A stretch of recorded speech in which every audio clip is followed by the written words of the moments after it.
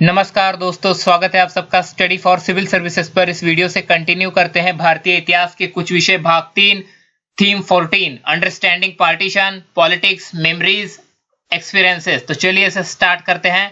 Study for civil services के paid course से जुड़ी हुई किसी भी तरह की जानकारी अगर आपको चाहिए तो इन दिए गए कॉलिंग नंबर्स पर कॉल कीजिए।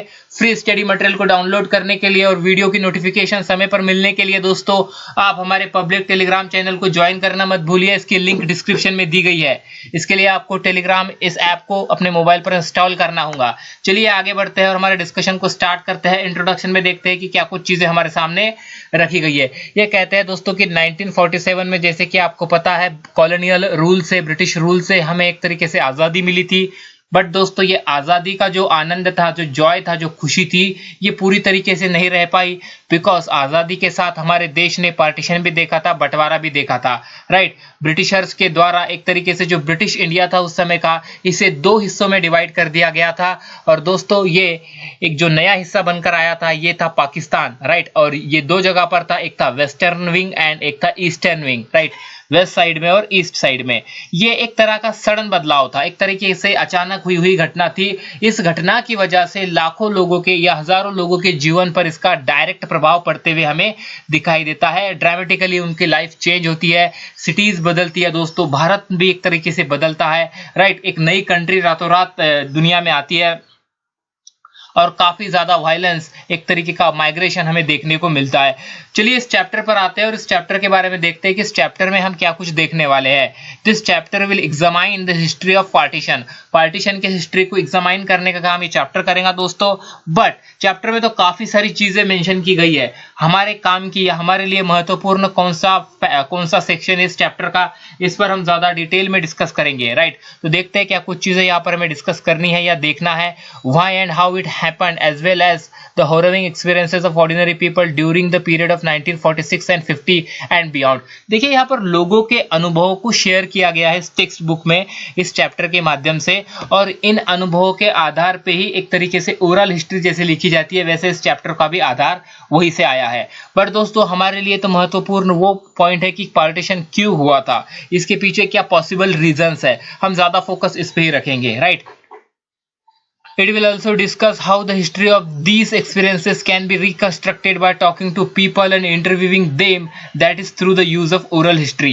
right, यहाँ पर देखिए ओरल हिस्ट्री के माध्यम से लोगों से बातचीत कर कर उनके अनुभवों को समझकर पार्टीशन की हिस्ट्री को रिकंस्ट्रक्ट करने का काम किया गया है। राइट, तो गाइस हम आगे बढ़ते हैं। यहाँ पर हमें समझना है, हमारा ज्यादा फोकस या डिटेल में हम डिस्कस करेंगे कि पार्टीशन होने के पीछे क्या संभावित कारण उस समय पर रहे होंगे। राइट,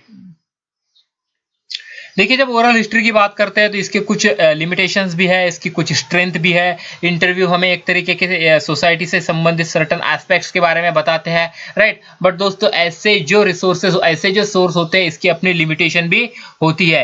राइट, ये हमें एक तरीके से पर्टिकुलर फैक्ट को या उससे जुड़े हुए दूसरी चीजों को एक तरह से हमारे सामने नहीं रख पाते हैं। ये एक इंडिविजुअल का एक्सपीरियंस होता है। राइट, तो देखिए इनके बारे में बात लास्ट में की गई है। चैप्टर के शुरुआत में एक तरीके से इन्होंने इंट्रोडक्शन के माध्यम से हमें समझा दिया है या बता दिया है कि ओरल हिस्ट्री पर यहाँ पर चर्चा की जाएगी। अब हम बात करते हैं दोस्तों कि पार्टीशन के कुछ अनुभवों के बारे में। देखिए यहाँ पर एक इतिहासकार है या इन्हें हम रिसर्चर कहेंगे जो कि भारत से है। ये रिसर्चर पाकिस्तान गए थे 1992-93 के समय पर।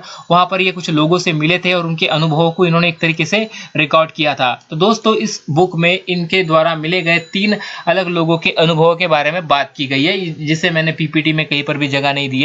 मैं आपको कहता हूं कि ये कैसे अनुभव होते हैं। ये एक लाइब्रेरियन से मिलते हैं दोस्तों, जो उन्हें एक तरीके से मदद करते हैं। जब इन्हें पूछते हैं कि आप काफी अच्छी तरीके से मेरी हेल्प कर रहे हो, मदद कर रहे हो, उसके पीछे क्या मतलब आप जरूरत से ज्यादा मेरी मदद कर रहे हो, तो वो लाइब्रेरियन बताता है दोस्तों कि किस तरीके से एक हिंदू महिला ने उसके पिता की मदद की थी, उसकी जान बचाई थी, उसे छिपाया था।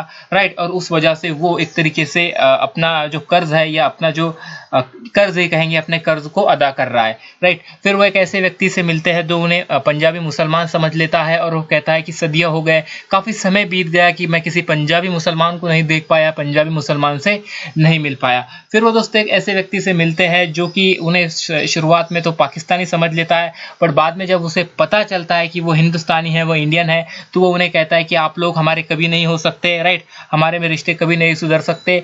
और वो उसका जो बैड एक्सपीरियंस था पार्टीशन का वो उन्हें सुनाता है। तो ये सब चीज़ें मेंशन की गई है इस टेक्स्ट बुक में, इसे आप डिटेल से पढ़ लेना, बिकॉज हमारे एग्जाम पॉइंट ऑफ व्यू ये कुछ इतनी आवश्यक नहीं है, इसीलिए मैं इसे स्किप कर रहा हूँ। आगे बढ़ते हैं, आगे बात करते हैं दोस्तों पार्टीशन या होलोकॉस्ट के बारे में, राइट। ये क्या कहना चाहते हैं यहाँ पर, देखिए दोस्तों, पार्टीशन से क्या चीजें जुड़ गई थी। एक था वायलेंस, राइट, पार्टीशन होने की वजह से दोस्तों वायलेंस हुआ था, काफी ज्यादा लोग जाने गई थी, हजारों लोगों की जान इसमें गई थी, काफी लॉस हुआ था ह्यूमैनिटी का, या यूं कहे कि पुरुषों का, महिलाओं का, एक तरीके से हम कहेंगे कि ह्यूमैनिटी पर ही अटैक ह्यूमंस के द्वारा किए जा रहे थे। ऐसे लोग लड़ रहे थे जो सालों साथ रहे थे, राइट। काफी लोगों को अपने घर बार छोड़ने पड़े, एज अ रिफ्यूजी के रूप में एक नई जगह पर वो लोग गए।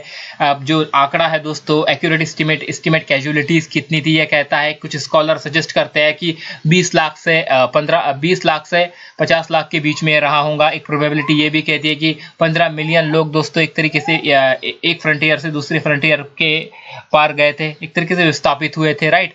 जो न्यू बाउंड्रीज बनाई गई थी न्यू स्टेट की, एक तरह से ऑफिशियली वो लोगों तक को पता ही नहीं थी। जब आज़ादी मिली तो आज़ादी मिलने के 2 दिन के पहले या मतलब बहुत ही कम समय मिला लोगों को, एक सडन चेंज था ये पब्लिक के लिए, राइट।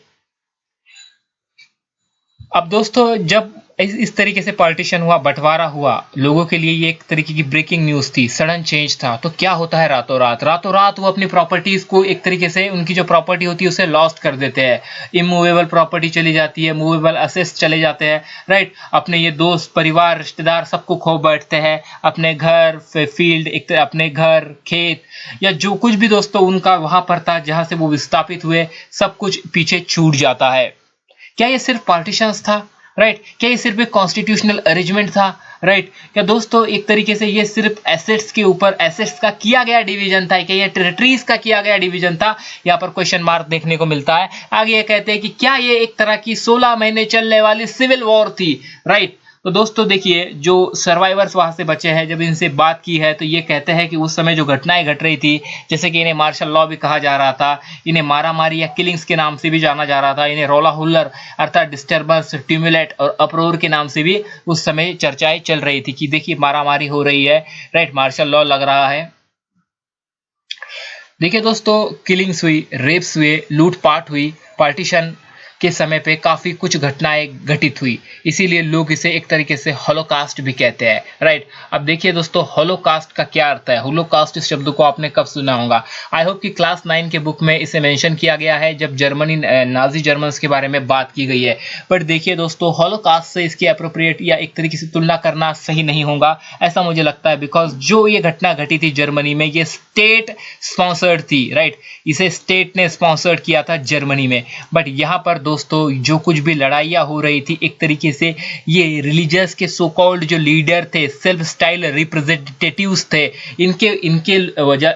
इनके कारण हो रही थी। एक तरीके से ये इसके पीछे रीजन थे, ये इसके पीछे स्टेट रीजन नहीं था दोस्तों, स्टेट तो रीजन था जर्मनी में, तो वहां पर होलोकास्ट की जैसी सिचुएशन हुई थी। बट यहाँ पर होलोकास्ट इसे इसलिए भी ये कह रहे हैं कि देखिए, पार्टीशन ये शब्द इन सब घटित घटनाओं को, इस खून खराबे को, इस वायलेंस को एक तरीके से हाइड करने का भी काम करता है। तो देखिए, इसे ऐसे हाइड भी नहीं किया जा सकता, इसीलिए भी कुछ हद तक इसकी तुलना होलोकास्ट से की जा रही है, राइट। आगे चलते हैं गाइस और नेक्स्ट पॉइंट की बात करते हैं, द पावर ऑफ स्टीरियोटाइप। भाई स्टीरियोटाइप्स की पावर की बात की गई है। देखिए, इंडिया के हेटर आपको पाकिस्तान में मिल जाएंगे, पाकिस्तान हेटर आपको इंडिया में मिल जाएंगे, राइट। और ये जो प्रोडक्ट है, ये जो हेट है, एक तरीके से पार्टीशन की ही देन है, ऐसा यहाँ पर कहा जा रहा है, राइट। एक तरीके से देखा जाए दोस्तों, तो कुछ लोग मुस्लिमों की लॉयल्टी पर एक तरीके से शक खड़ा करते हैं, वो उन्हें पाकिस्तान के प्रति लॉयल बताते हैं। ये भी एक तरीके का स्टीरियोटाइप है, राइट, कि भाई वो एक इस्लामिक कंट्री है या एक इस्लाम से जुड़ा हुआ देश है, इसीलिए यहाँ के मुसलमानों की लॉयल्टी उनके साथ होंगी, राइट। बट देखा जाए दोस्तों, तो कुछ हाईली ऑब्जेक्शनल आइडियाज भी इससे जुड़े हुए हैं, जैसे कि मुस्लिम क्रूल्स है, वो बाइगोटेड है, वो अनक्लीन है, वो डिसेंडेंट है इन्वेडर्स के। वही जो हिंदू है ये काइंड है, लिबरल है, प्योर है, चिल्ड्रन है इन्वेडेड के, राइट। ये सब एक तरीके के स्टेरियोटाइप्स है कुछ लोगों के माइंड में। Generalist RM. मर्फी भी कहते हैं दोस्तों कि इसी तरह के स्टीरियोटाइप पाकिस्तान में भी है दोस्तों हिंदुस्तानियों के प्रति, राइट। अगर हम आर.एम. मर्फी की बात माने या उनके द्वारा लिखी गई बात देखें तो वो कहते हैं कि पाकिस्तानी मुस्लिम्स को फेयर, ब्रेव, मोनोथिसिस्ट और मीट ईटर समझते हैं, वही वो हिंदूज को डार्क, कॉर्डली, पॉलीथिसिस्ट और वेजिटेरियंस कहते हैं, राइट। अब देखिए ये जो कुछ स्टीरियोटाइप्स है दोस्तों, इन स्टीरियोटाइप्स का एक तरीके से कनेक्शन हमें प्रीडेट पार्टीशन से देखने को मिलता है। Some of this stereotypes predate partition but there is no doubt that they were eminently strengthen because of 1947। भाई इनमें के कुछ स्टीरियोटाइप पार्टीशन के पहले भी थे, बट इस बारे में हम किसी भी तरीके का डाउट नहीं रख सकते कि 1947 में जो घटना घटित हुई, इस घटना ने एक तरीके से दोस्तों इन स्टीरियोटाइप को एक तरीके से मजबूत करने का काम किया है, राइट। अब देखिए यहाँ पर हिस्टोरियन एक तरीके से क्रिटिसाइज भी करते हैं ऐसी चीजों को जो एक रियलिटी से दूर दूर होती है, राइट, ओके। और दोस्तों दोनों ही देशों में जो हेट की आवाजें उठती है तो वो थमने का नाम नहीं लेती है जब उठती है तो। Partition generated memories, because partition से ऐसी मेमोरीज आई जहां पर लोगों ने हेट्रेड देखा, स्टीरियोटाइप्स देखे, राइट। जो परेशानियां लोगों को फेस करनी पड़ी दोस्तों बॉर्डर के दोनों साइड में या बॉर्डर के हिस्सों में जो लोग रह रहे थे वो काफी खराब थी, या यूं कहे कि काफी लॉस उस समय लोगों का हुआ, लोगों ने ये सहन किया।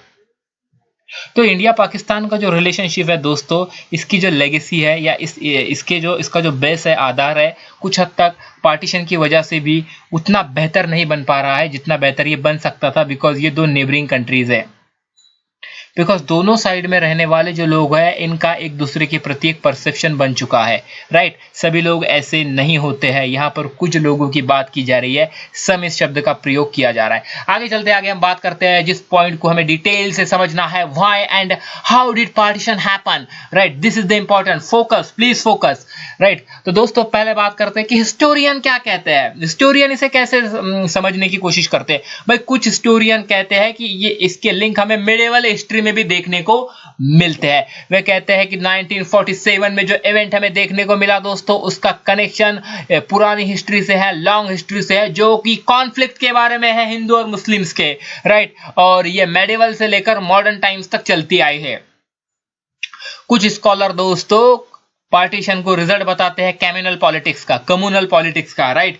ये बात करते हैं सेपरेट इलेक्टोरेट की, सेपरेट इलेक्टोरेट जिसे क्रिएट किया गया था दोस्तों कॉलोनियल गवर्नमेंट के द्वारा 1909 में इसे इंट्रोड्यूस किया गया था और 1919 में से एक्सपांड करने का काम किया गया था, राइट। तो ये एक तरीके से देखा जाए तो एक कम्युनल पॉलिटिक्स की स्टार्ट थी, राइट। सेपरेट इलेक्टोरेट इंट्रोड्यूस किए गए थे मुस्लिम्स के लिए, तो एक तरीके से दोस्तों उनके लिए सेपरेट कॉन्स्टिट्यूएंसीज को डिजिग्नेट किया करने के संबंध में ये था। तो यहाँ से कम्युनल पॉलिटिक्स की शुरुआत होती है 1909 से, ये भी इसके पीछे एक रीजंस दिखाया जा रहा है, right. However, while separate electorate did have a profound impact on Indian politics, we should be careful not to overemphasize their significance or to see partition as logical outcome of their working। देखिए दोस्तों ये भी एक तरीके से impact है Indian politics पर इस सेपरेट इलेक्टोरेट का, बट हम उसे ओवर एम्फेसाइज नहीं कर सकते, जरूरत से ज्यादा महत्व नहीं दे सकते, राइट। बिकॉज 1920 और 1930 के बीच में अगर हम बात करें तो काफी दूसरे इश्यूज थे, जिन इश्यूज के कारण टेंशन ग्रो हो रहा था हिंदूज और मुस्लिम्स के बीच में। मुस्लिम दोस्तों एक तरीके से एंगर थे, इनमें गुस्सा था, बिकॉज मॉस्क्यू के सामने जो म्यूजिक चलता था इसकी वजह से। तो दोस्तों देखिए मुस्लिम्स के बीच में एक तरीके का एंगर था, एक तरह का गुस्सा था। इसके पीछे जो रीजंस यहाँ पर दिए गए हैं कि मॉस्क्यू के सामने एक तरह का जो म्यूजिक बजाया जाता था, इस वजह से काउ प्रोटेक्शन की जो मूवमेंट चल रही थी इस वजह से, राइट। और देखिए आर्य समाज जो शुद्धि जैसी मूवमेंट चला रहा था, ये भी इसके पीछे एक रीजन था, बिकॉज शुद्धि ये जो मूवमेंट थी दोस्तों ये उन लोगों के लिए थी जो लोग रिसेंटली कन्वर्ट हुए थे इस्लाम में, उन्हें फिर से एक तरीके से इस्लाम से बाहर लाने के लिए ये मूवमेंट थी जिसका नाम था शुद्धि। ओके, हिंदूज में दोस्तों एक तरीके का गुस्सा था, बिकॉज ये जो प्रोपोगंडा फैलाया जा रहा था इसकी वजह से, राइट, रैपिड जो प्रोपोगंडा फैल रहा था, जो ऑर्गेनाइजेशन एक तरीके से स्ट्रांग हो रही थी 1923 के बाद, as middle class publicist and communal activist sought to build greater solidarity within their communities, mobilizing people against the other community. Riots spread in different parts of the country. Every communal riot deepened the differences between the community, creating disturbance, memories of violence.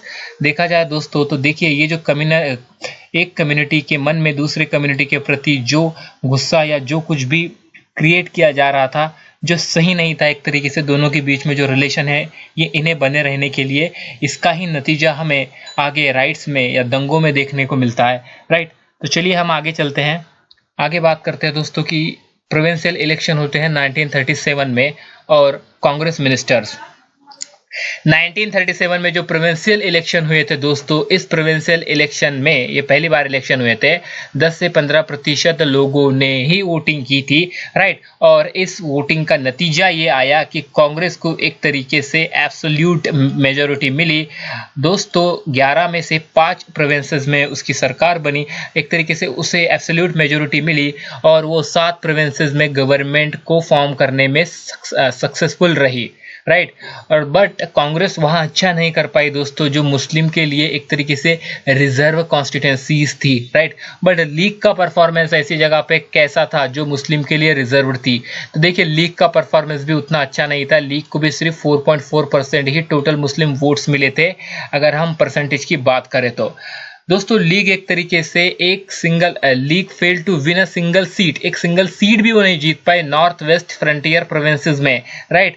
North west frontier provinces जो था could capture only 2 out of 84 reserve constituencies, और अगर हम reserve constituencies की बात करें तो 84 में से इन्हें 2 सीट मिली थी, राइट। पंजाब के सिंध में दोस्तों 33 में से इन्हें 3 सीट मिली थी, हम लीग की बात कर रहे हैं। In the United Provinces, the Muslim League wanted to form government with Congress. अब दोस्तों देखिए, लीग जो कांग्रेस के साथ मुस्लिम लीग यूनाइटेड प्रोविंसेस में, जो कि यूपी है आज का, वहां पर गवर्नमेंट फॉर्म करना चाहती थी, बट कांग्रेस के पास तो एब्सोल्यूट मेजॉरिटी थी ना, तो कांग्रेस ने इन्हें एक तरह से रिजेक्ट कर दिया। कुछ स्कॉलर्स कहते हैं कि इस रिजेक्शन की वजह से ही एक तरीके से जो लीग थी या उसके जो लीडर्स थे उनके बीच उन्हें दोस्तों इस तरीके की फीलिंग आने लगी, या ये बात समझ में आने लगी उनके पॉइंट ऑफ व्यू से कि देखिए यहाँ पर मुस्लिम एज अ माइनॉरिटी है, और दोस्तों वे कभी भी पॉलिटिकल पावर को गेन नहीं कर सकते, कभी भी पॉलिटिकल पावर में नहीं जा सकते, right. The league assumed, of course, that only a Muslim party could represent Muslim interest and that the Congress was essentially a Hindu party. अब देखिए, लीग एक तरीके से ये भी कहती थी कि वो अकेली मुस्लिम पार्टी है जो कि मुस्लिम हितों का, इंटरेस्ट को एक तरीके से प्रोटेक्ट करने का काम करेगी।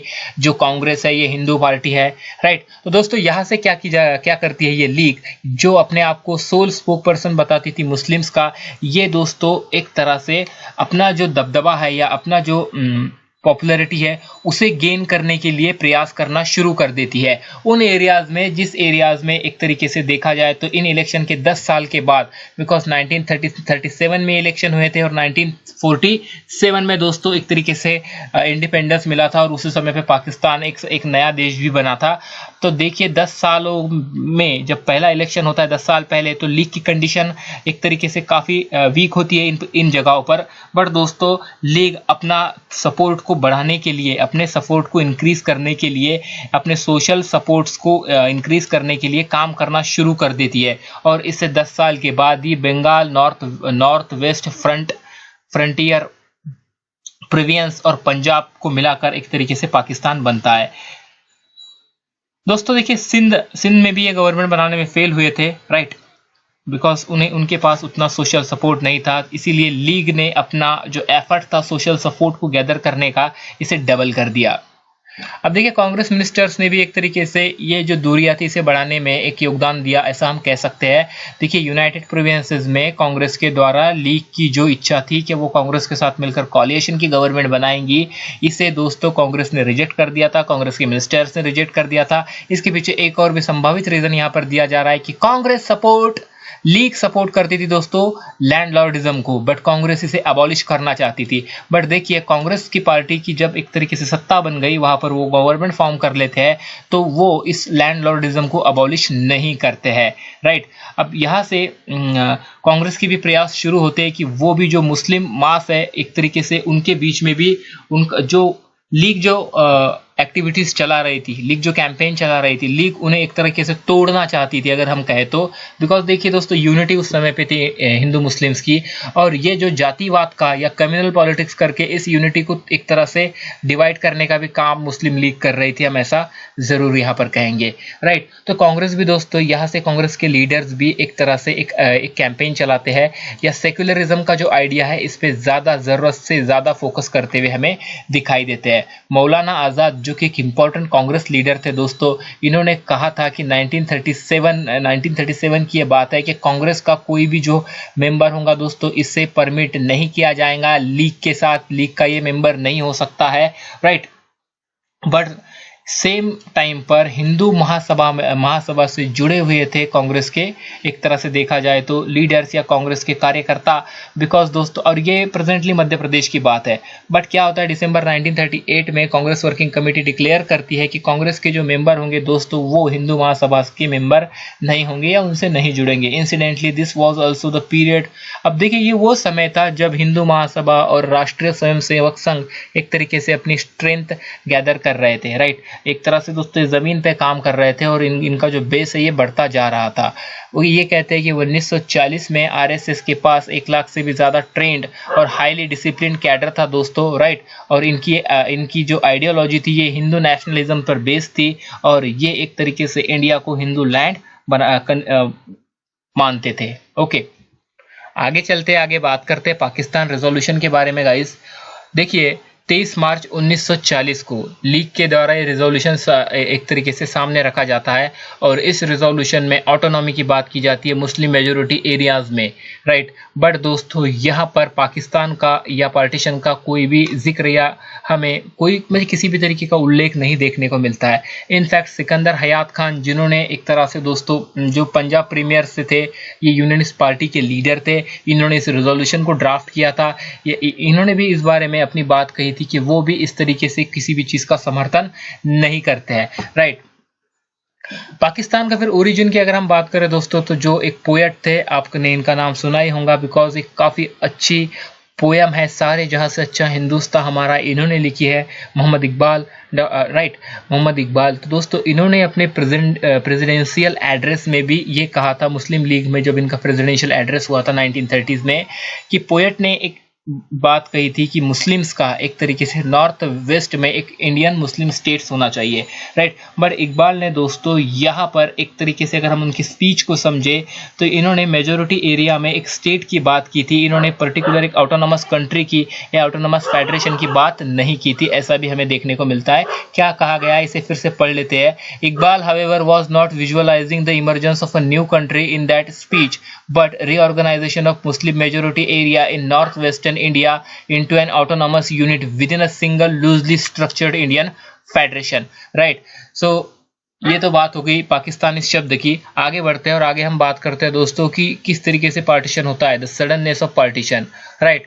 देखिए लीग ने 1940 में जो रिजोल्यूशन रखा था, इस रिजोल्यूशन में लीग एक तरीके से लीग पाकिस्तान के बारे में स्पष्ट नहीं थी या उस मुस्लिम एरिया स्टेट के बारे में स्पष्ट नहीं थी जो वो वेस्ट एरियाज में बनाना चाहती थी मेजोरिटी मुस्लिम्स के लिए, राइट। बट दोस्तों वहां से 1940 से लेकर 1947 7 सालों का समय है। इतिहास के पॉइंट ऑफ व्यू देखा है तो काफी छोटा ये कालावधि है, राइट। एक तरीके से कैसी परिस्थितियां बदलती है और किस तरीके से पार्टीशन होता है सब कॉन्टिनेंट में, और एक नया कंट्री या नया एक तरीके से सोवरेन स्टेट क्रिएट किया जाता है, राइट। इसके बारे में देखते हैं। देखिए दोस्तों किसी को भी पाकिस्तान के बारे में पता नहीं था, कोई भी पाकिस्तान की पर्टिकुलर क्रिएशन ऑफ पाकिस्तान की बात यहाँ पर नहीं कर रहा था, बिकॉज अगर पाकिस्तान बनता भी तो वो कैसा होता, उसका वहां रहने वाले लोगों का फ्यूचर कैसा होता, ये सब चीजें उस समय पे क्लियर नहीं थी। अब देखिए 1947 में काफी जो लोग माइग्रेट हुए थे एक जगह से दूसरी जगह, उन्हें भी एक विश्वास था कि जब ये वायलेंस एक तरीके से थम जाएगा, शांति स्थापित हो जाएगी, तो ये लोग वापस चले जाएंगे अपनी जगहों पर, अपने घरों पर, राइट। बट दोस्तों ऐसा नहीं हो पाया। देखिए शुरुआती समय में जो मुस्लिम लीडर्स थे ये भी पाकिस्तान के प्रति सीरियस नहीं थे, राइट। वो ये डिमांड इसलिए उठा रहे थे दोस्तों, इस डिमांड को इसलिए आगे रख रहे थे बिकॉज जब एक तरीके से बार्गेनिंग हो रही थी ब्रिटिशर्स के साथ, एक तरीके से चर्चा चल रही थी, राइट, डिस्कशन चल रहा था, मीटिंग्स हो रही थी, तो ये पाकिस्तान के इस पॉइंट या इस आइडिया के माध्यम से ज़्यादा चीज़ें अपने फेवर में लेना चाहते थे, राइट। ये यहाँ पर कहा जा रहा है। अब देखिए इस समय पे क्या हो रहा था, ब्रिटिशर्स जो है ये सेकंड वर्ल्ड वॉर में बिजी थे, तो इन्होंने जो निगोशिएशंस हो रहे थे इससे एक तरीके से डिले कर दिया, राइट। तो इससे इंडिपेंडेंस भी हमें थोड़ा आगे जाता हुआ दिखाई देता है। ओके, फिर दोस्तों क्विट इंडिया मूवमेंट चलती है जिसे 1942 में एक तरीके से स्टार्ट किया गया था, राइट। और इस मूवमेंट ने ब्रिटिश राज को घुटने टेकने पर मजबूर कर दिया। ब्रिटिशर्स के द्वारा दोस्तों एक तरीके से अपने प्रतिनिधि भेजे गए कि आगे चर्चा की जाए इस इशू पे कि किस तरीके से पावर को ट्रांसफर किया जाएगा और फ्री इंडिया कैसा होगा। पोस्ट वॉर डेवलपमेंट, अब वॉर हो चुकी थी, निगोशिएशन फिर से स्टार्ट होता है 1945 में दोस्तों। ब्रिटिश एक तरीके से एग्री होते हैं कि वो इंडियन सेंट्रल एग्जीक्यूटिव काउंसिल में एक तरह से The British agreed to create an entirely Indian Central Executive Council। ये पूरी इंडियन सेंट्रल एग्जीक्यूटिव काउंसिल को क्रिएट करने के लिए तैयार थे। सिर्फ इसमें वाइसरॉय और कमांडर ऑफ चीफ जो थे फोर्सेस के, राइट, ये एक तरीके से दोस्तों उनके रहने वाले थे शुरुआती समय में। ओके, अब देखिए पावर को ट्रांसफर करने के संबंध में जो डिसीजन था, जब यहाँ पर चर्चाएं इनके बीच लीडर्स के बीच होना शुरू होती है, तो ऐसे में दोस्तों जो जिन्ना थे, जो एक तरीके से मुस्लिम लीग से थे, ये अपने कुछ ऐसी मांगे रखते हैं जो कि मानना या जिसे एक्सेप्ट करना पॉसिबल नहीं था। Discussion about the transfer of power broke down due to, ये एक तरीके से नहीं आगे चल पाया जिन्ना की वजह से, बिकॉज दोस्तों जिन्ना ने डिमांड की थी कि जो लीग है इसे एब्सोल्यूट राइट दिया जाए मुस्लिम मेंबर्स को चुनने का। एग्जीक्यूटिव काउंसिल में जो मुस्लिम मेंबर्स होंगे इसे लीग चुनेंगी, ऐसा चाहते थे मिस्टर जिन्ना। और दोस्तों एक कम्युनल वेटो भी इनके पास ये चाहते थे काउंसिल में, अगर किसी डिसीजन को इनके मेंबर्स के द्वारा अपोज किया जाता है तो दोस्तों उसे पास करने के लिए 2/3 मेजोरिटी की जरूरत होगी। तो ये इस तरीके की ये शर्तें रख रहे थे। तो ये जो डिस्कशन हो रहा था ये आगे नहीं चल पाया। अब ये एग्जिस्टिंग पॉलिटिकल सिचुएशन जो थी दोस्तों, the league first demand was quite extraordinary for a large section of the nationalist Muslim supported the Congress, okay, and the West Punjab member of Unionist Party were largely Muslim. The British had no intention of annulling with the Unionists who still controlled the Punjab government and had been consistently loyal to the British. Provincial election were again held in 1946. अब ऐसी स्थितियों में provincial election फिर से होते हैं 1946 में। The Congress swept the general constituencies, और दोस्तों जनरल कॉन्स्टिट्यूंसीज में कांग्रेस एक तरीके से बड़ी बढ़त लेकर आती है। ये 91.3% जो नॉन मुस्लिम वोट थे उसे दोस्तों हासिल करने में सक्सेसफुल होती है। लीग की सक्सेस भी प्रीवियस इलेक्शन से काफी आगे चली जाती है, और ये भी दोस्तों स्पेक्टेकुलर यहाँ पर अपना परफॉर्मेंस करती है। सेंट्रल अगर इलेक्शन की कॉन्स्टिट्यूंसीज की बात करें तो इसे 30 सीट्स ये जीतती है दोस्तों रिजर्व एरिया में। और अगर हम प्रोविंशियल एरिया की बात करें तो 509 में से 442 सीट लीग को मिलने में लीग को कामयाबी मिलती है, जीतने में लीग को कामयाबी मिलती है। Only as late as 1946, therefore, did the league establish itself as a dominant party among Muslim voters, seeking to vindicate its claim to that sole spokesperson of the Indian Muslims। अब ये result जो आया था election का, एक तरीके से ये इस बात की ओर दोस्तों लीग का जो पॉइंट था उसे रखने में उसे और मजबूती मिली कि वो सोल स्पोक पर्सन है मुस्लिम्स का। You will however recall the franchise was extremely limited। आपको पता होगा कि ये जो वोटिंग की गई थी जनता के द्वारा, इसमें जो वोटिंग अधिकार थे लिमिटेड थे। तकरीबन 10 से 12% पॉपुलेशन ने वोट किया था दोस्तों प्रोविंशियल इलेक्शन में, और तकरीबन सिर्फ और सिर्फ 1% पॉपुलेशन ने वोट किया था, 1% in the election of central assembly, right. तो चलिए हम आगे चलते हैं। हम बात करते हैं कि भाई अल्टरनेटिव क्या थे इनके पास अब पार्टीशंस के अलावा। देखो दोस्तों मार्च 1946 में ब्रिटिश कैबिनेट की ओर से 3 मेंबर्स भेजे जाते हैं दिल्ली को। ये लोग यहाँ रहते हैं और ये लीग की जो डिमांड्स थी उसे भी एग्जामाइन करने वाले थे और suitable framework, political framework India के सामने रखने वाले थे फ्री इंडिया के लिए। ये कैबिनेट मिशन 3 महीने यहाँ पे रहता है, एक तरीके से टूर करता है और एक लूज 3 टायर कॉन्फेडरेशन की बात सामने रखता है, राइट। इस 3 टायर कॉन्फेडरेशन के अनुसार इंडिया यूनाइटेड रहने वाला था दोस्तों। इट वाज बट इंडिया की जो सेंट्रल गवर्नमेंट होंगी ये वीक होंगी, जिसके पास सिर्फ उस समय की अगर हम बात करें जो अल्टरनेटिव था पार्टीशन का, जिसमें फॉरेन अफेयर्स, डिफेंस और कम्युनिकेशन ही गवर्नमेंट के पास रहने वाले थे। और जो प्रोविंसेस असेंबलीज थी दोस्तों उन्हें एक तरीके से 3 डिफरेंट सेक्शंस में ग्रुप किया गया था, राइट। अब ये सेक्शंस कैसे थे? ये था हिंदू मेजोरिटी प्रोविंसेस के लिए सेक्शन बी, और सी था दोस्तों मुस्लिम मेजोरिटी प्रोविंसेस के लिए नॉर्थ वेस्ट और नॉर्थ ईस्ट में, जिसमें आसाम भी इंक्लूडेड था रिस्पेक्टिवली। अब ये जो सेक्शंस थे और ग्रुप थे दोस्तों प्रोविंसेस के, इसमें अलग अलग यूनिट को कंप्राइज किया गया था, रीजनल यूनिट्स को कंप्राइज किया गया था। They would have the power to set up intermediate level executives and legislature of their own. Initially all the major parties accepted this plan. भाई शुरुआत में सभी मेजर पार्टीज ने इस प्लान को एक्सेप्ट कर लिया, but the agreement was short lived. But इस एग्रीमेंट की जो लाइफ साइकिल थी ज्यादा दिन नहीं थी, बिकॉज दोस्तों ये म्यूचुअली अपोज कर रहा था एक तरीके से अपने प्लान के इंटरप्रिटेशन को, राइट। लीग एक तरह से चाहती थी ग्रुपिंग को, लीग कंपलसरी चाहती थी दोस्तों। The league wanted the grouping to be compulsory with section B and C developing into strong entities with the right to secede from the union in the future. अगर future में ये B और C के जो group थे अगर union से बाहर निकलना चाहे तो ऐसा अधिकार इन्हें दिया जाए, ये चाहती थी लीग। बट कांग्रेस ऐसा नहीं चाहती थी दोस्तों। Congress wanted that provinces be given the right to join a group, कि प्रोविंसेस को ग्रुप में ज्वाइन होने का एक तरीके से अधिकार दिया जाए, इससे बाहर निकलने का नहीं। Okay, it was not satisfied with the mission's clarification that grouping would be compulsory, कि ग्रुपिंग पहले तो कंपलसरी होंगी बट बाद में दोस्तों but provinces would have the right to opt out after the constitution had been finalized and new election held in accordance with it. कि भाई शुरुआत में तो ग्रुपिंग कंपलसरी होंगी, इसके बाद कॉन्स्टिट्यूशन बनेगा, कॉन्स्टिट्यूशन बनने के बाद जब इलेक्शन होंगे, इलेक्शन होने के बाद अगर कोई ग्रुप में से बाहर निकलना चाहता है, यूनियन में से बाहर निकलना चाहता है तो वो निकल सकेगा। कांग्रेस इस आइडिया के अगेंस्ट थी। Ultimately therefore neither the league nor the Congress agreed the cabinet mission proposal. तो दोस्तों इस वजह से कैबिनेट मिशन का जो प्रपोजल था ना कांग्रेस ने माना ना मुस्लिम लीग ने माना। This was the most crucial juncture because after this partition became more और लेस इनवेटिबल। अब देखिए ये होने के बाद एक तरीके से जो पार्टीशन था दोस्तों इसका रास्ता साफ होते हुए दिखाई दे रहा था, with most of the Congress leader agreeing. ज्यादातर अब कांग्रेस लीडर इस बात से एग्री कर रहे थे कि एक तरीके से देखा जाए तो इस पार्टीशन को अनअवॉइडेबल ये दिखाई दे रहा है। सिर्फ और सिर्फ ओनली, यहाँ पर आप शब्द देखिए, only Mahatma Gandhi and Khan Abdul Ghaffar Khan of the north waste frontier provinces continued to firmly oppose the idea of partition, right.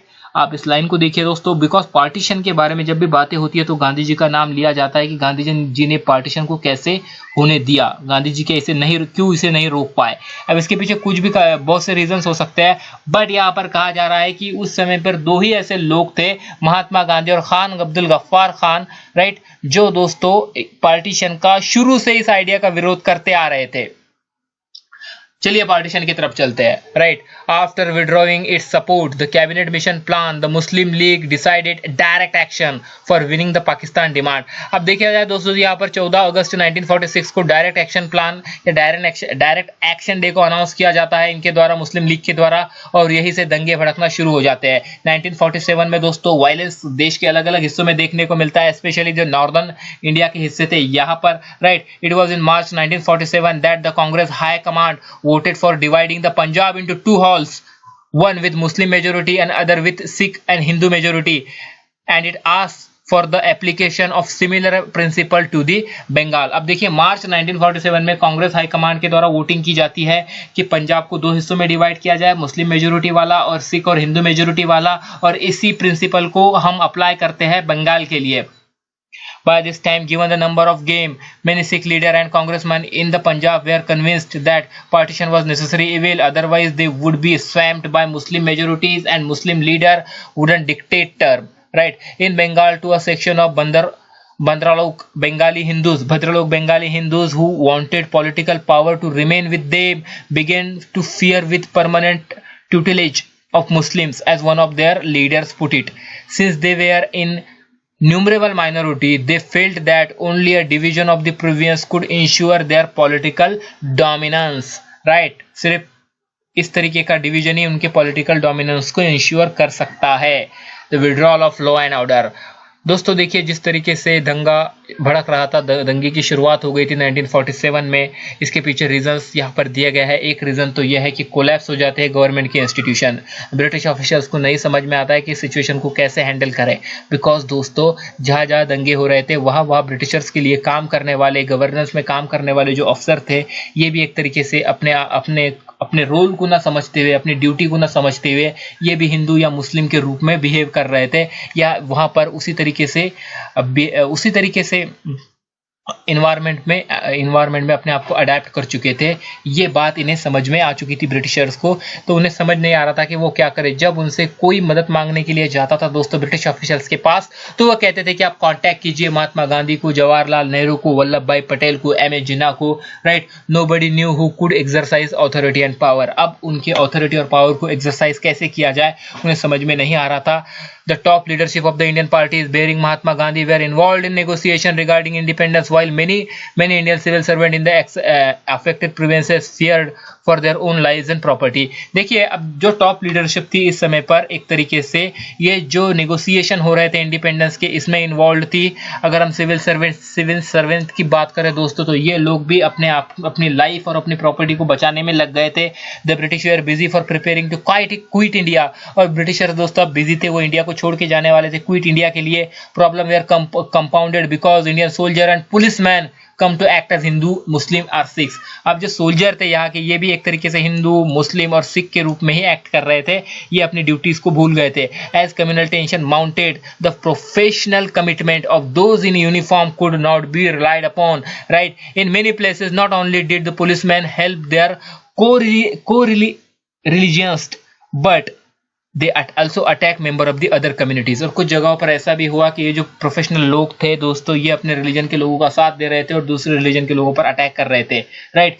The one man army. सिर्फ इन स्थितियों में सिर्फ और सिर्फ एक ही आदमी था जो इस परिस्थिति को शांत करने के लिए, शांति स्थापित करने के लिए काम कर रहा था. ये थे महात्मा गांधी. इस समय पे उनकी एज दोस्तों 77 ईयर ओल्ड हो चुकी थी. और जो दंगा प्रभावित एरियाज थे, ये यहाँ पे जा रहे थे, हिंदूज और मुस्लिम से मिल रहे थे.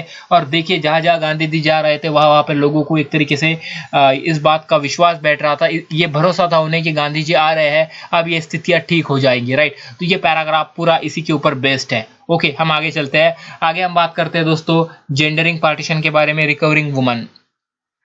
देखिए, ये जो चीजें एक तरीके से चलती रही, इन चीजों का काफी बुरा असर हमें महिलाओं के ऊपर भी होता हुआ देखने को मिलता है. बिकॉज देखिए दोस्तों, इसका बुरा असर महिलाओं पे रहा. रेप्स हुए, उन्हें अबडक्ट किया गया, उन्हें बेचा गया, और ये जो चीजें चल रही थी ना, ये काफी दिनों तक चलती रही. राइट? तो इससे अगर हम बात करें तो महिलाओं को काफी बुरी तरह से ये हिट कर गए ये परिस्थितियां. राइट? अब देखिए दोस्तों, ये सब शांत होने के बाद 1954 तक एक तरीके से गवर्नमेंट्स के द्वारा ऑपरेशन चलाया जाता है कि जो महिलाएं उस साइड की साइड रह गई थी, राइट, उन्हें फिर से उन्हें फिर से अपने पुराने लोकेशन पर भेज दिया जाता है. और ऐसे अगर हम बात करें तो एस्टिमेट नंबर 30,000 का था. इसमें से 22,000 जो थी दोस्तों मुस्लिम थी और 8,000 यहाँ पर हिंदू सिख वुमन थी जो कि पाकिस्तान में थी. राइट? तो जो जहां पर था दोस्तों उसे वहां पर फिर से भेजा गया. और देखिए, अब महिलाएं जिस जगह पर रह रही थी वो वहां पर रहना चाहती थी या नहीं रहना चाहती थी. राइट? ये उनकी कंसेंट या उनसे पूछा नहीं गया. राइट? गवर्नमेंट ने एज ए ड्यूटी के रूप में इसे लिया और उन्हें फिर से उनके पुरानी लोकेशन पर भेज दिया. प्रिजर्विंग ऑनर की यहाँ पर बात की जा रही है दोस्तों. जब देखिए, पहले एक तरीके से जन मीन वुमन और जमीन मीन लैंड, इन्हें एज अ ओनरशिप के रूप में देखा जाता था. और दोस्तों इन्हें हॉनर के रूप में भी आज भी देखा जाता है. ओके, तो देखिए, जब ये दंगे हो रहे थे, जब स्थितियां विकट हो रही थी, परिस्थिति हाथ से बाहर जा रही थी. राइट? तो ऐसे में दोस्तों महिलाओं को काफ़ी बुरी कंडीशंस का सामना करना पड़ा. उन्हें अपनी जान भी गंवानी पड़ी. कभी यहाँ पर बुक में ये भी कहा गया है कि अपनी इज्जत के नाम पर, अपनी इज्जत बचाने के लिए घर के पुरुषों ने ही महिलाओं को एक तरीके से से दोस्तों फ्री कर दिया उनके लाइफ से, राइट। इस बुक में एक किताब का जिक्र आता है और एक घटना का जिक्र आता है जो कि पाकिस्तान में घटित हुई थी, जहाँ पर 90 महिलाओं ने एक कुएं में दोस्तों जो अपनी एक तरीके से जान दे दी थी, और वहाँ से जब जो लोग यहाँ पर आए थे वो उनकी याद में यहाँ पर एक तरीके का प्रोग्राम आज भी करते हैं। ओके, देखिए किसी अपोजिट अपने एनिमी जो था, एनिमी की जो एनिमी बैकग्राउंड से, एनिमी रिलीजन से जो आने वाली महिलाएं थी, उन्हें एक तरीके से दोस्तों ट्रीट करना या उनसे बदला लेना, उस एनिमी से बदला लेने के रूप में भी देखा जाता था। तो महिलाओं की जो स्थितियाँ थी ये काफ़ी चिंताजनक थी जब एक पार्टीशन की चीज़ें चल रही थी उस समय पे। हम आगे बढ़ते हैं गाइस, और अब रीजनल वेरिएशन की बात करते हैं। आपको पता है कि ये दंगा हुआ था जिसके बारे में हम बात कर रहे हैं, राइट। तो अब तक दोस्तों जो कुछ भी हमने यहाँ पर समझा या डिस्कस किया ये नॉर्थ वेस्टर्न पार्ट से जुड़ा हुआ था, बट हमारे जो दूसरे इलाके हैं जैसे कि बंगाल, उत्तर प्रदेश, बिहार, सेंट्रल इंडिया, यहाँ पर कैसे हालात थे, तो यहाँ पर भी इसी तरह के हालात थे, पर दोस्तों कुछ डिफरेंसेस यहाँ पर हमें देखने को मिलते हैं। ओके, अब देखिए पहले अगर हम बात करते हैं दोस्तों बंगाल के बारे में, तो while carnages occurred in Calcutta and Nakoli in 1946, the partition was most bloody and destructive in the Punjab. Punjab के एरिया में पार्टीशन एक तरीके से ज़्यादा डिस्ट्रक्टिव और ब्लडी हमें देखने को मिलता है। The near total displacement of Hindu and Sikhs eastward into the India from the west Punjab and almost all the Punjabi speaking Muslim to the Pakistan happened in a relatively short period of 2 years between 46 and 48। यहाँ पर ये कहते हैं दोस्तों कि पंजाब को काफ़ी बुरी तरह से हिट किया था पार्टीशन ने। जो उत्तर प्रदेश, बिहार, मध्य प्रदेश में हैदराबाद, आंध्र प्रदेश में रहने वाली जो दोस्तों मुस्लिम फैमिलीज थी, ये भी एक तरीके से माइग्रेट कर गई इंडिया से 1940 और 1960s में। बट देखिए सभी लोगों ने माइग्रेशन को नहीं चुना, सभी लोगों ने माइग्रेशन के रास्ते को नहीं अपनाया। बहुत से ऐसे हमारे यहाँ के जो मुस्लिम हैं ये अपने देश को छोड़कर, अपनी ज़मीन को छोड़कर नहीं गए। इनके पास ऑप्शन था बट इन्होंने उस ऑप्शन को फॉलो नहीं किया, राइट। तो दोस्तों ये यही रहे, ये जहाँ के थे। ओके, बट हमें ये भी यहाँ पर देखने को मिलता है कि 1950-60s में यहाँ से लोग इंडिया छोड़कर गए थे। ओके, और जो लोग यहाँ से गए थे, जो उर्दू स्पीकिंग लोग थे, उन्हें वहाँ पर मुहाजिर या माइग्रेंट के रूप में देखा जाता है, या माइग्रेंट के रूप में उन्हें मुहाजिर कहा जाता है, राइट। बंगाल में भी दोस्तों इसी तरह का माइग्रेशन हमें देखने को मिलता है, राइट, बट वहाँ पर पोरस बॉर्डर था। अब देखिए बंगाल में जिस तरीके की स्थितियाँ थी, वहाँ की स्थितियाँ दूसरी जगहों से थोड़ी अलग थी। ओके, अब देखा जाए दोस्तों तो बंगाल में जो मुस्लिम लोग थे ये अपना एरिया नहीं छोड़ना चाहते थे, ये हिंदू लोग जा रहे थे वो अपना एरिया नहीं छोड़ना चाहते थे। जो लोग छोड़कर गए वो लोग गए, और इसी का एक नतीजा हमें आगे देखने को मिलता है। Furthermore unlike the Punjab, the exchange of population in Bengal was not near total. Many Bengali Hindu remained in East Pakistan, जो बंगाली हिंदूज थे दोस्तों ये ईस्ट पाकिस्तान में रहे। While many Bengali Muslim continue to live in West Bengal, और काफ़ी बंगाली मुस्लिम वेस्ट बंगाल में ही रहना उन्होंने पसंद किया।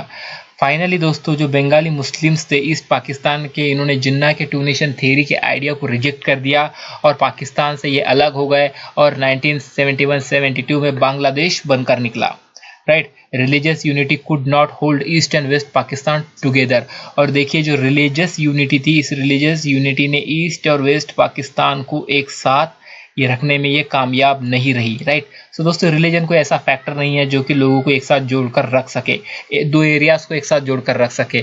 There is however a huge similarity between the Punjab and Bengal experiences. Okay, in both this state, Punjab और बंगाल की अगर हम बात करें तो इन दोनों स्टेट में woman and girl became the prime target of persecution. Attacker treated woman bodies as a territory to be conquered. तो दोस्तों इन दोनों ही जगहों पर पंजाब और बंगाल में महिलाओं के साथ काफ़ी दुर्व्यवहार किया गया, दुर्व्यवहार की घटनाएं घटित हुई। Dishonoring women of a community was seen as a dishonoring the community itself and mode of taking revenge। महिला का दोस्तों डिसऑनर करना, किसी एक पर्टिकुलर कम्युनिटी से आने वाली महिला की बेइज्जती करना, उस कम्युनिटी की बेइज्जती करने के जैसे समझा जाता था, और महिलाओं से एक तरीके से रिवेंज लिया जाता था, बदला लिया जाता था। अब ये सब चीज़ें हो रही थी कि, और इसके बीच में भी दोस्तों हमें दूसरी भी कहानियाँ देखने को मिलती है। ये कहानियाँ हेल्प की, मदद की, मानवता की, हारमोनी की। buried under the debris of the violence and pain of partition is an enormous history of help, humanity and harmony। तो देखा जाए दोस्तों तो यहाँ पर इन स्थितियों में भी काफ़ी सारी कहानियाँ हैं जो कि हेल्प की है, ह्यूमैनिटी की है और हारमोनी की है। हिस्टोरियंस ने दोस्तों इन स्टोरीज को डिस्कवर किया है, लाइक इन्हें लोगों के बीच में ये लेकर आए हैं, लोगों के बीच लोगों से इन्हें शेयर किया है कि पार्टीशन के समय पे सिर्फ ऐसा ही नहीं हुआ, पार्टीशन के समय पर हमने हेल्प के भी इंसिडेंट्स देखे, ह्यूमैनिटी की भी देखे और हार्मोनी की भी देखे। Historian have discovered numerous stories of how people help each other during the partition period, stories of caring and sharing, of the opening of new opportunities and Trump over trauma, right. Oral testimonies and the history. अब देखिए finally ये फिर से oral history के बारे में बात कर रहे हैं जिसकी हमने शुरुआत की थी, बट मेजर हमारे लिए समझने वाले जो टॉपिक है दोस्तों इस अध्याय में ये है कि पार्टीशन होने के पीछे क्या संभावित रीजंस थे। आई होप कि वो तो हमने पहले डिस्कस कर लिया है। अब ये देखिए 2-3 पेज बाकी है, इनके बारे में देखते हैं कि क्या कहते हैं। Oral testimonies and history. Have you taken note of the material from which the history of the partition has been constructed in this chapter? Right, oral narratives, memories, diaries, family histories, first-hand written accounts. All this help us to understand the trial and tribulation of ordinary people during the partition of the country. One of the strength of the personal reminiscences, one type of oral source, is that it helps us to grasp experiences and memories in detail. It enables historians to write richly textured, vivid accounts of what happened to people during the event of such as partition. It is impossible to extract this kind of information from government document. Right? अब जिस तरह की information हमें लोगों के द्वारा मिलती है, ओरल हिस्ट्री से मिलती है दोस्तों, वैसी इंफॉर्मेशन हमें गवर्नमेंट डॉक्यूमेंट से नहीं मिल पाती है, बिकॉज गवर्नमेंट डॉक्यूमेंट इसके बारे में ज़्यादा बात नहीं करते हैं। However about the day to day experiences of the people affected by the government's decision to divide the country. Right, it is impossible to extract this kind of information from government documents. They tell us little, however, about the day-to-day experiences of those affected by the government decision to divide the country. Right? So see the next slide. Yet many historians still remain skeptical of oral history. But देखिए दोस्तों, कुछ जो हमारे इतिहासकार है ये oral history के बारे में एक तरीके से अभी भी उतने श्योर नहीं है जितने दूसरे लोग हैं। ये इसे डिसमिस करते हैं बिकॉज ये कहते हैं कि जो ओरल डाटा होता है इसमें करेक्टनेस नहीं होती है, एक तरीके से कॉन्क्रीटनेस नहीं होती है, और क्रोनोलॉजिकल पॉइंट ऑफ व्यू ये नहीं रखा होता है, ये डाटा प्रिसाइज नहीं होता है। राइट, दोस्तों हिस्टोरियन ये कहते हैं, ये भी आर्ग्यूमेंट देते हैं कि जो यूनिकनेस होती है दोस्तों पर्सनल एक्सपीरियंस की, ये एक तरीके से जनरलाइजेशन करती है, ये जनरलाइजेशन को डिफिकल्ट बनाती है। A large picture cannot be built from the search micro evidences and one witnesses is no witnesses. Right, ये कहते हैं कि इस तरह के एविडेंसेस से एक बड़ा पिक्चर हम नहीं रख पाते हैं और एक विटनेस कोई विटनेस नहीं होता है। They also think oral account are concerned with the tangential issues and that the small individual experiences which remain in memory are irrelevant to the unfolding of the large process of history. ये कहते हैं दोस्तों कि देखिए कुछ लोगों का जो एक तरीके से मेमोरी में के द्वारा शेयर किए गए जो एक्सपीरियंसेस हैं इसके आधार पर हम एक तरह से हिस्ट्री को नहीं लिख सकते। राइट, ये सही नहीं होगा। So there is ample evidence to figure out trend to point out exceptions. Right, तो ये सब चीज़ें यहाँ पर दोस्तों लिखी गई है, ये ओरल हिस्ट्री से जुड़े हुए पॉइंट है, ये कैसी है, ये होनी चाहिए या नहीं होनी चाहिए, this is not important for us. Right, यहाँ पर हमने क्या देखा इसके बारे में हम पहले बात करते हैं। देखिए गाइस, ये जो चैप्टर था ये अबाउट पार्टीशन था। राइट, यहाँ पर पार्टीशन के बारे में बात की गई है, यहाँ पर पॉलिटिक्स की बात की गई है, लोगों की जो मेमोरीज है इसके बारे में बात की गई है, लोगों के जो अनुभव थे इसके बारे में बात की गई है। तो एक्सपीरियंसेस और मेमोरीज को साइड में रखिए। एग्जाम पॉइंट ऑफ व्यू अगर आपको बात करनी है तो आप पॉलिटिक्स पे ध्यान दीजिए कि क्या वो पॉलिटिकल रीजंस थे जिस वजह से पार्टीशन हुआ और पार्टीशन को क्यों नहीं रोक पाए हमारे यहाँ के नेता। इस वीडियो को अंत तक देखने के लिए आपका बहुत बहुत आभार। हम मिलेंगे अगले वीडियो में। धन्यवाद।